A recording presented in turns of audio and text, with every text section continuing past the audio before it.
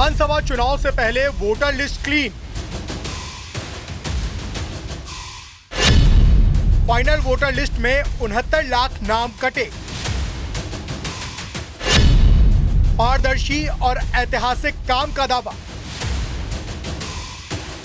बिहार चुनाव से पहले चुनाव आयोग ने बड़ी कार्रवाई की है। स्पेशल इंटेंसिव रिवीजन के बाद फाइनल वोटर लिस्ट जारी कर दी गई है।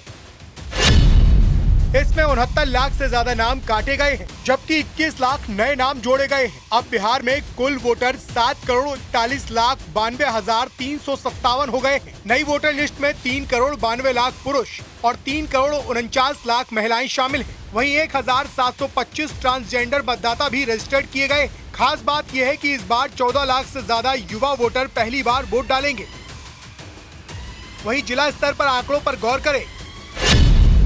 पटना में 1,63,000 नए वोटर जुड़े हैं। वहीं सारण में 2,24,000 वोटर घटे हैं। सिवान में 31,27,451 मतदाता थे, लेकिन अब घटकर 29,02,683 हो गए। पूरे मामले पर जमकर सियासत भी हो रही है। विपक्ष एसआईआर पर शुरू से ही सवाल उठा रहा है और बिहार चुनाव में एसआईआर को एक मुख्य मुद्दा बनाए रखने की रणनीति में लगातार जुटा है। जिस तरह से अभी भी त्रुटियां पाई गई है, हमारे बिहार के तमाम कांग्रेस के कार्यकर्ता इस जारी सूची को अपने स्तर से गहन पुनरीक्षण करेंगे कि कितने लोगों के नाम कटे और नाम जुड़ता है 21,53,000।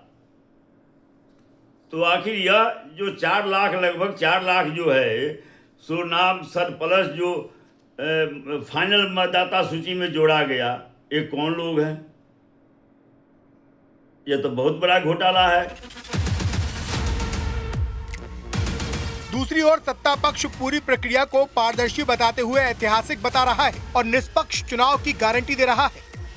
स्पेशल इंटेंसिव रिवीजन को लेकर बिहार में राहुल गांधी जी और भाई तेजस्वी जी भ्रम फैलाकर बिहार में अराजकता उत्पन्न करना चाहते थे, लेकिन वो सफल नहीं हुए।